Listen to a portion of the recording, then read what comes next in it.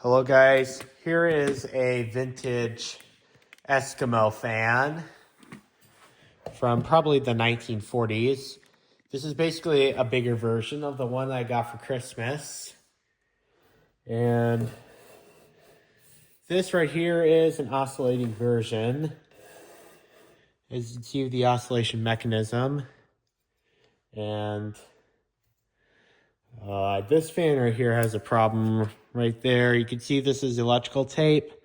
I'd be willing to bet the cord is frayed up there because my luck with appliances like this, the cord is going to get spoiled if it's going to have electrical tape around it. But therefore I'm going to be rewiring the fan. So what I'm going to use this cord right here. This is a extension cord that some rodents chewed up, but yeah, I know a lot of people are going to be like, you should throw that out. Ugh. Well, this cord is still perfectly good, and it's still technically usable. You just have to use one of these, and that is a vintage style plug. Oddly enough, I think this cord has one. Yeah, it does have one, but there's a little chunk missing out of there. There's no paper to it, so I don't know if I'm going to keep the plug or not. I think I really should just throw it out because I don't really keep vintage plugs because they don't meet the modern electrical safety. And you can buy new ones that are just as stunning looking, but they still meet up to code. So I don't even know if I really should do this or not. Keep the cord. So first thing I'm going to do is take off the oscillation because we're going to have to do it to take off the cover, the back cover. I think I'm going to have to take the base off. It's just this wing nut right there, which I'm going to use a screwdriver to hold that firm.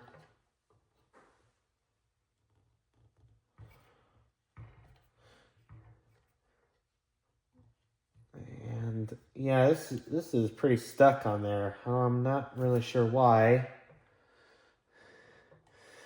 But yeah, this is kind of unbelievable. I now have a 12-inch and an 8-inch version of this fan. Now I have the 10. I don't know if there's a 16-inch or not. I think so. But those are getting really hard to find. So now that we took it off, I can much easier get to the screw and remove it.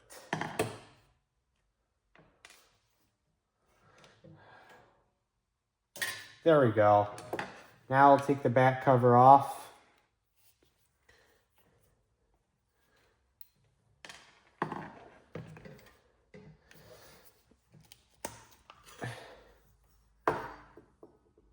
There we go. I'm not really loving that. Nope. I don't even know if this is even original. Yeah, I think this is having a problem right there.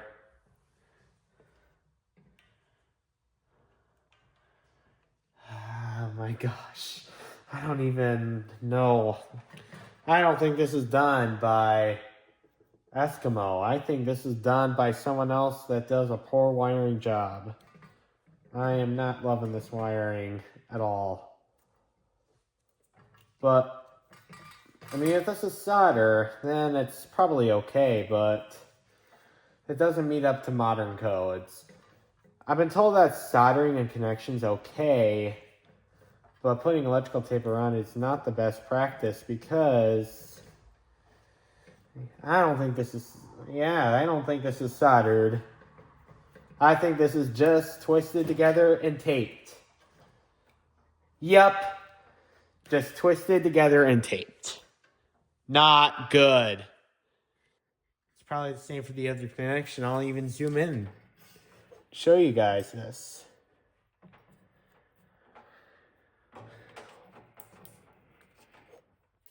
Yeah, and yeah, this is probably, yeah, let's see what resides under this electrical tape first, though.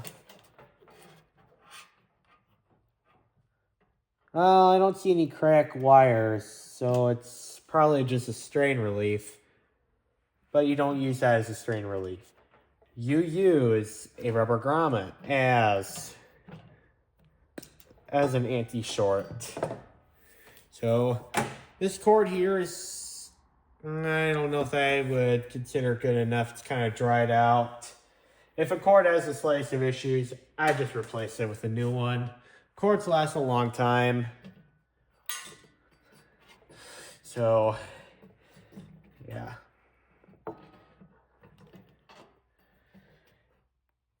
And this right here, I'm having a feeling is going to be the same thing as that other connection. I'll zoom back a little bit.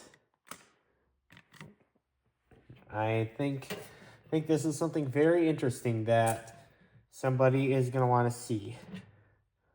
And they put too much on there too, like I can honestly only imagine that they used this entire roll of tape. It's unnecessary. And on top of that, there's no outer insulation around this wire, so I'm gonna have to use some heat shrink to do it. Yep, I think this is just twisted on without solder. Yep, look at how easily done I'm doing that. Undoing that wire. The tripod can cooperate, and look at that. That was no solder. That was no electrical tools at all. It was just hands only. That is unsafe. I would not deem that acceptable. Nope. Not at all. That is a joke. This is the kind of stuff I keep running into vintage fans. But the bearings are still good at least.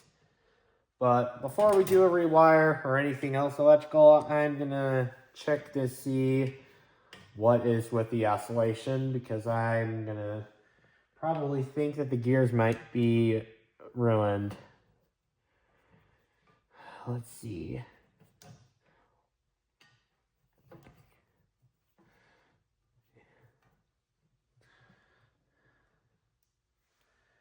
All right. Let's see what resides there. I can't even get the stinking thing open because of that.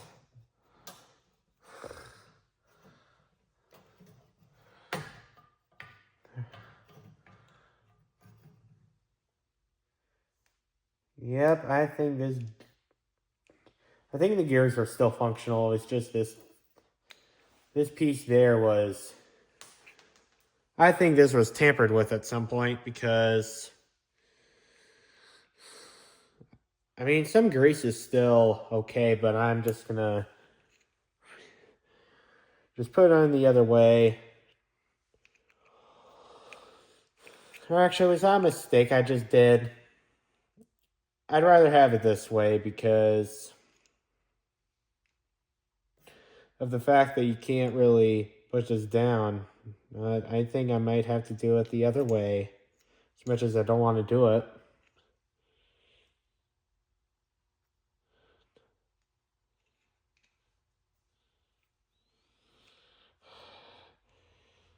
Yep, I don't think this is going to be like that easy.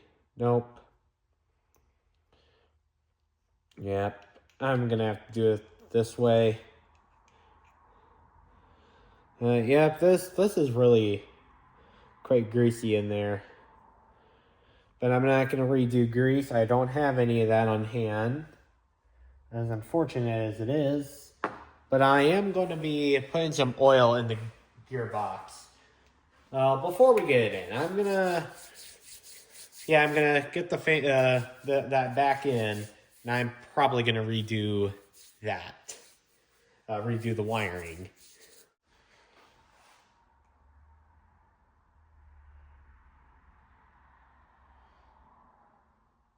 This is probably okay, and I will put this back.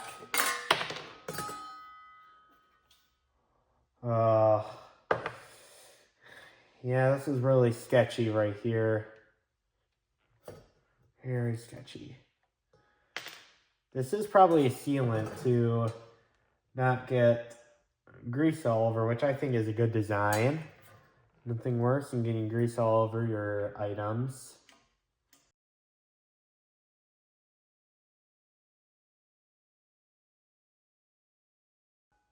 There.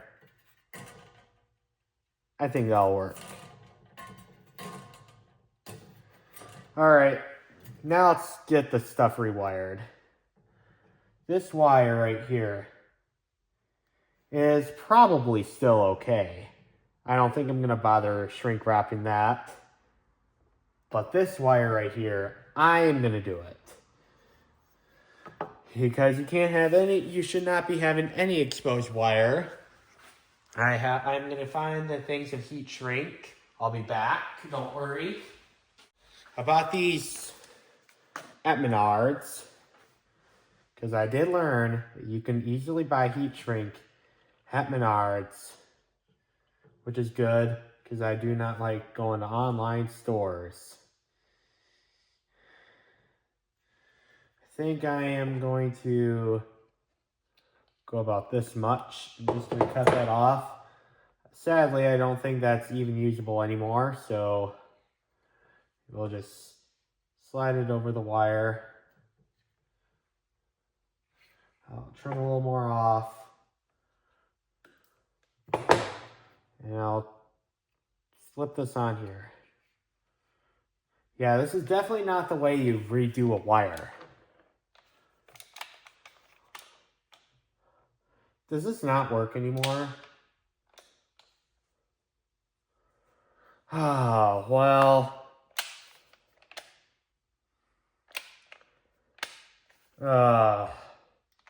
Are you kidding me? This was working before.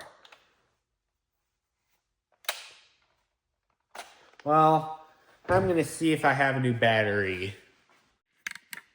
About 30 minutes later, we now have a somewhat charged battery.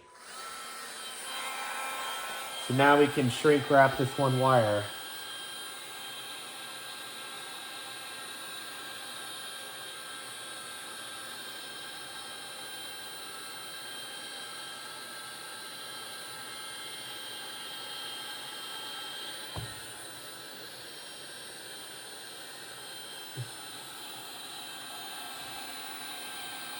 There we go. I don't know why, but it seemed like my thing is now more powerful now that it's charged up. All right, so we're back in business. And off camera, I did plug in the fan. I connected wire nut connection to those two wires just to make sure that the oscillation is fixed. And it is.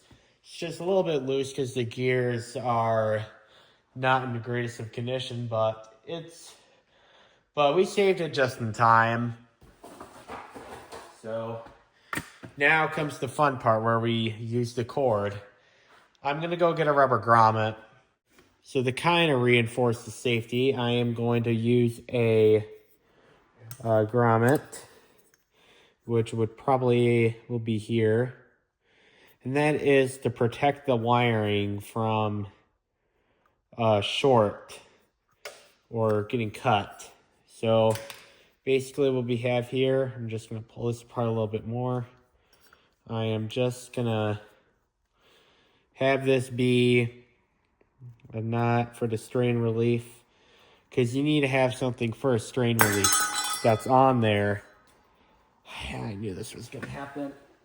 At least this is not glass. If this was glass, it would shatter. But I am just gonna leave this off, and then when I reassemble the fan, I'll just put it back in there because I don't want anything falling out. And I'm just gonna make sure these are the right length because this is a long-term use. I am gonna make sure that they are the right length because you should not have any exposed metal. In this case, for once, we're combining some aluminum wiring with copper wire. I was totally not expecting that. I was expecting copper to copper, but I've been told there are some problems with connecting two different types of metal together. I don't know what they are, but this is not a hydro appliance. This right here is probably negligible. And there we go. And I'm just going to stuff it in here. And I'll attach this to the rubber grommet. And then now we're safe to put the fan back together. I'm going to make sure this is not going to be on the moving part because a moving connection with that is definitely not going to go pretty. I just got the screw and the housing back on. That was definitely a little struggle, but thankfully I got those in there. And I had to skip part of the video because my camera ran out of storage, but it was nothing too exciting anyway, so so it's not a big deal. It was just me getting the cover back on and putting the screw in. That's all, and it was not exciting at all. So, whatever. It is what it is. But let's get this screw back on. And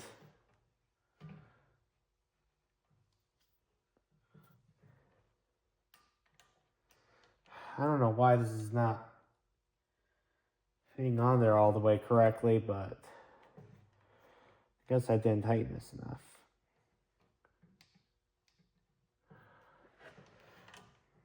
Yeah, I don't know why this is not tightening the way it should, but hopefully that'll be enough to suffice because the oscillator arm works now. And I hope that it'll continue working.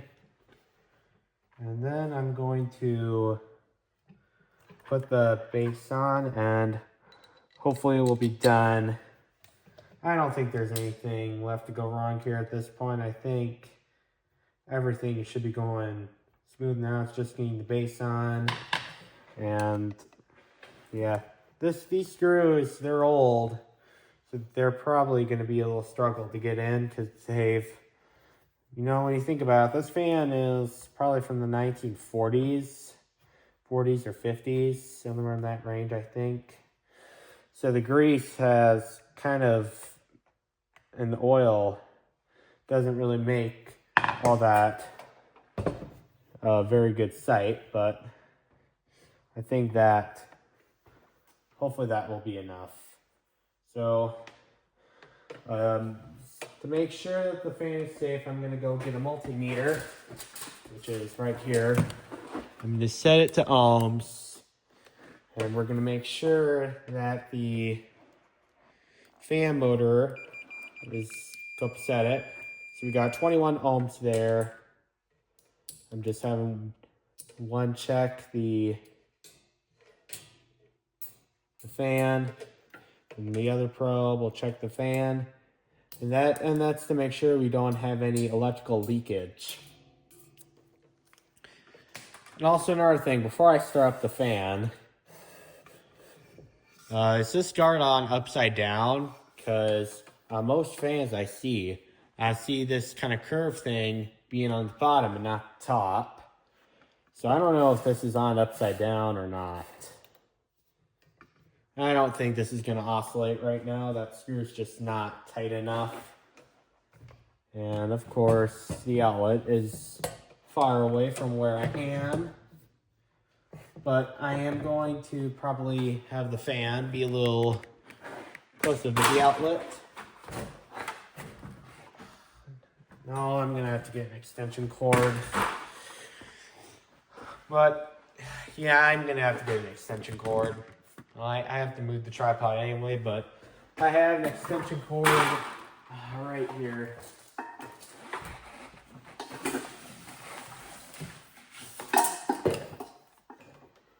So we'll plug this up and I'll go get the meter and we'll see how it works. But let's make sure that the fan works.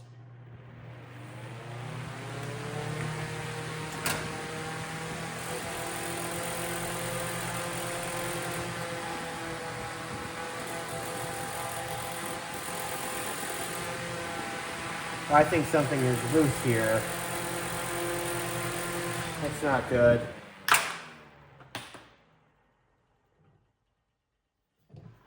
Well, I'm gonna have to tighten this a little bit more. Do I have channel locks anywhere? These channel locks are obviously a little bit big, but well, I'll probably use the pliers.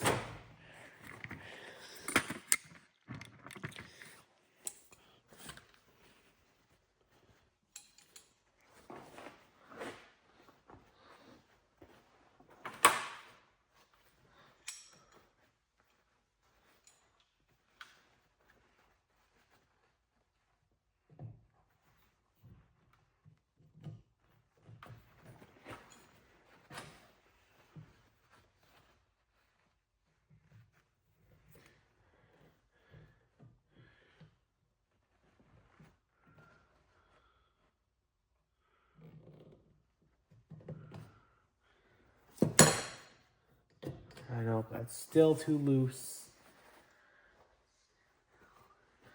And yes, I'm using a paper towel to tighten this up because I don't like nicking these things. I don't think these would be too hard to find at a hardware store, but I still don't like damaging equipment.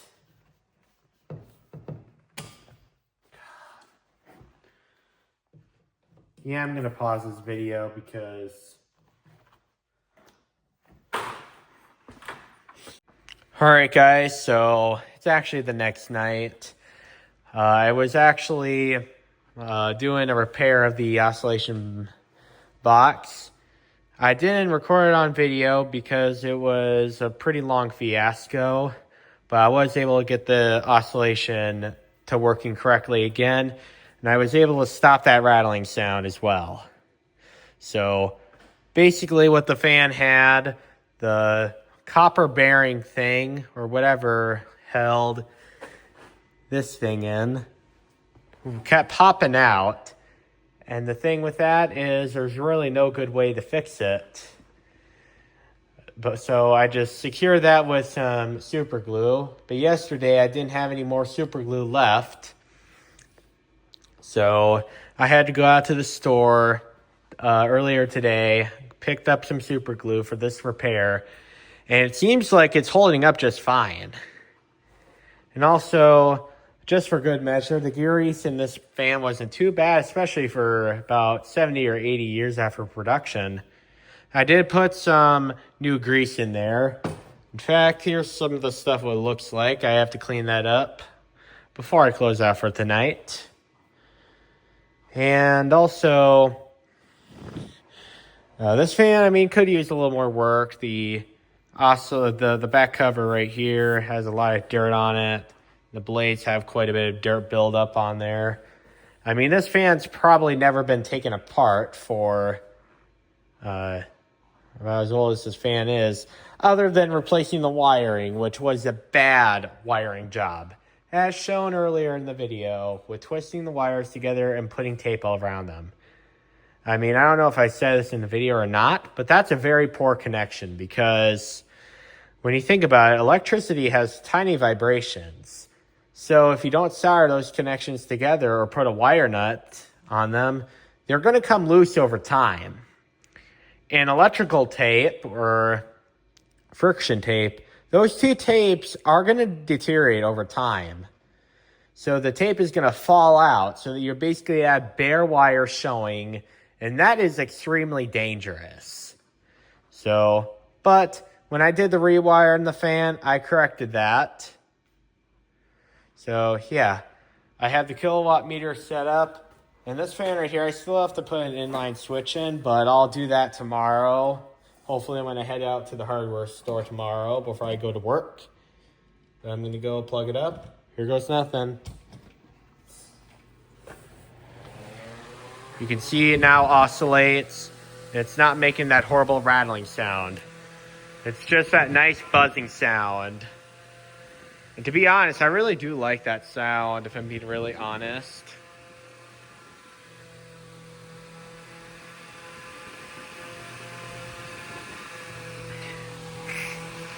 And let's see what the power draw is on this fan. This fan was rated for 55 watts. This fan is drawing 58. So, I mean, a 3-watt difference is negligible. And let's see what the power draw is. 0.71 amps. So it's not a huge power draw for something like this. I mean, there's a lot of debate about these fans. Like, there's a lot of debate about really vintage any appliance. I know that there's basically a lot of debate about these fans. But these fans are going to be better in all respects. And I'm going to tell you pretty much all of the debate is on this video, because I don't know if I've done a full video on this before. I mean, there's a lot of debate about these vintage fans drawing a lot of power, and that's really not true, because when you think about it, this fan uses a shaded pole motor, and 0.71 amps is really not a whole lot. Or 55 watts, that's really not a whole lot. And you know what? The Honeywell fans, the 9-inch box fans as well, use a shaded pole motor as well. So they basically draw about the same power. But I'm telling you, they're not going to last as long. They're not going to move as much air. And basically, when they quit working, you're basically done. Because C-frame shaded pole motors really aren't that fixable. But with these fans right here, the motors in them are very serviceable. Like, you can basically fix them really easily. I mean, this fan right here, the entire fan, only had 2 problems with it. That is, the core needed a replacement, which was not even the original. And the oscillation was kind of messed up, but that was also fixable with a little super glue. And with some grease. But other than that, this fan is all original. And it still oscillates great. It still works like it was brand new. And there's some more debate about this fan as well. About this fan being very poor quality. And that's not really true, because, I mean, of the time when this fan was made, yes, this fan was considered a very poor quality of appliance at the time. Because these were the bottom of the line fans. If you were to buy a high quality appliance back in the day when this fan was made, you would buy an Emerson or a GE or any other higher end brand like that. But of today, if this fan was not discontinued and still being sold, this fan would be about the top of the line quality. Like this fan, I'm telling you, this fan is much better quality than something like this. This fan right here I've had since I was a first grader. This fan was still sold in the store new.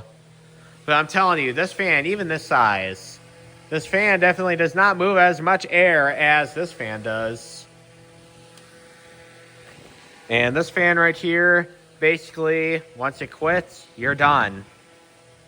So, yeah, that's honestly kind of baloney. I mean, it's in that claim's defense, yes, this fan would have been the equivalent of today's Walmart grade fans, but the difference is is that these fans right here are all metal.